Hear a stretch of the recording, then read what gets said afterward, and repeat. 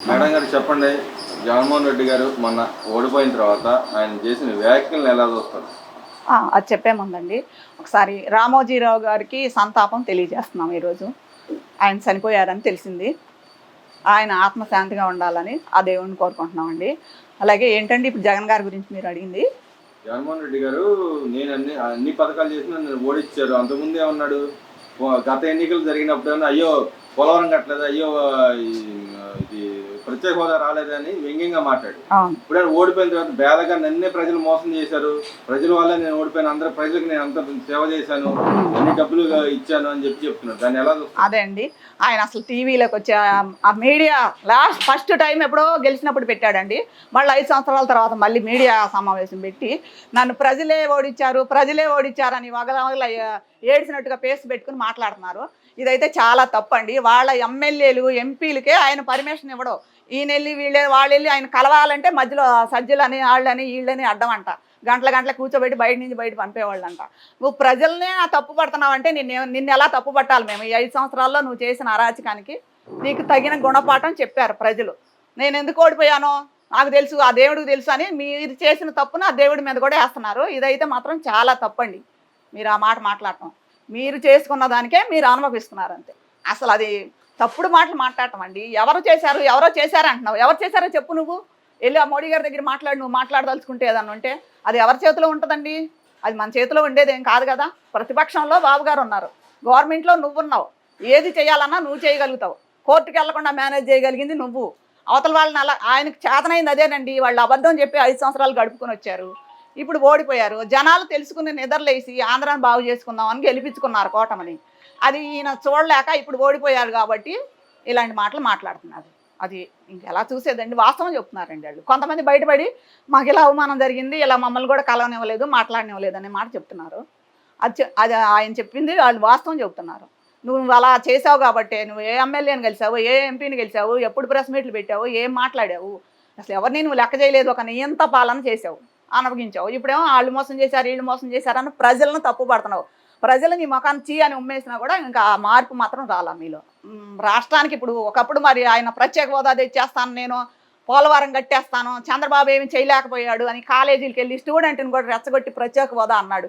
ఇన్ని చేశాడు. అన్ని చేసినాక ఆయన కేసులు మాఫీ చేసుకోవడానికి అక్కడికి వెళ్ళి ఆయన కాళ్ళు పట్టుకుని కూర్చున్నాడు. ఆయన చేసింది ఏమీ లేదు, అయిపోయింది. జగన్ గారు ఆయన చేయలేడు, ఈయనైతేనే చేయగలరు, రాష్ట్రాన్ని నిలబెట్టగలరు అని బాబు గారిని గెలిపించుకున్నారు. ఇప్పుడు బాబు గారు ఎన్డీఏలోకి వెళ్తారంటే మాకు అందరికీ కూడా చాలా సంతోషం అండి. ఆంధ్రప్రదేశ్ కూడా ఆనందంగా ఉంది. ఎందుకంటారా, అక్కడికి వెళ్తే మనకు కొంచెం అంత అడిగే హక్కులు కూడా ఎక్కువ ఉంటాయి. పోలవరం సాధించుకోవచ్చు, మన అమరావతికి నిధులు సాధించుకోవచ్చు, అన్ని విధాలుగా మన రాష్ట్రాన్ని బాగు చేసుకోవచ్చు. బాబు గారు కూడా ఆ ఉద్దేశంతోనే అక్కడ మనకు వాళ్ళతో మనం పొత్తులో ఉన్నాం కాబట్టి మనకు వాళ్ళు కూడా మంత్రి పదవులు అవి ఇవి ఇస్తానంటున్నారు కాబట్టి మన రాష్ట్రానికి కావాల్సినవి సాధించుకుని వస్తారు, రావాలి అని కూడా మేమందరం కోరుకుంటున్నామండి. రెడ్ బుక్ మరి లోకేష్ బాబు నడిచేటప్పుడు అందరికీ చెప్పారు, ఓకే అనుకున్నారు కాబట్టి ఓట్లేసి గెలిపించారండి. ఆ విషయంలో తప్పులేదు అండి. వాళ్ళు ఎంతమందిని గొంతులు కోసారు, కాళ్ళు నరికారు, చేతులు నరికారు, ఆస్తులు నాశనం చేశారు. మా వాళ్ళు ఎవరు చేశారండి? అంత వాడు చేస్తే కొడాలి నాని, ఆ వంశీ వాళ్ళ ఇళ్ల మీద ఏదో కోడిగుడ్లు రాళ్ళు వేసినందుకు పోలీసు వాళ్ళు నిన్న కుర్రాడిని ఏమన్నా కొట్టారంట పట్టుకుని. మరి అప్పుడు ఏమైపోయారండి ఈ పోలీసులు అందరూ? అప్పుడు డ్యూటీలో లేరా? అప్పుడు ఏమైనా కళ్ళు మూసుకుని ఉన్నారా? ఈరోజు కళ్ళు తెరిచారా? ఈరోజు వాళ్ళని మా గుడివాళ్ళ వెళ్ళి అవే చేశారు, ఇవి చేశారని కుర్రాళ్ళని పట్టుకుని ఒక అబ్బాయిని 20 మంది కొట్టారంట, గన్నవరంలోనో ఎక్కడో. మరి అవన్నీ ఇప్పుడు పోలీసు వాళ్ళు, అప్పుడు పోలీసుల్లో ఏమయ్యారు?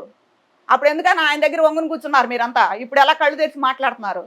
మా బాబు గారు కూడా ఇలాంటివి చేస్తే ఒప్పుకునే ఆయన కాదు.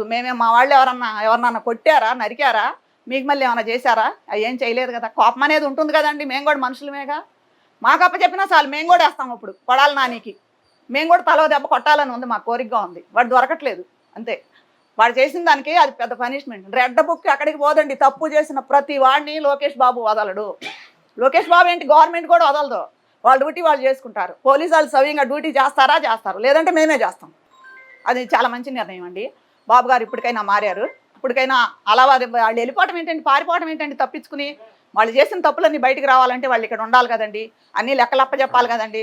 అలా వచ్చి ఇలా నువ్వు పారిపోవటం ఏంటి? ఆయన తీసుకున్న నిర్ణయం మంచి నిర్ణయం అండి. ఎవరిని పంపించకూడదు. ఎవరు ఏది చేశారో అట్టుకి 2 అట్లు పెట్టి పంపించాలండి. సిఐడి ఇప్పుడు వరకు పని చేయలేదు, ఇక నుంచి పని చేసేటట్టుగా చేపిస్తారు. ఇప్పుడు గవర్నమెంట్ చేపిస్తుంది వాళ్ళతో.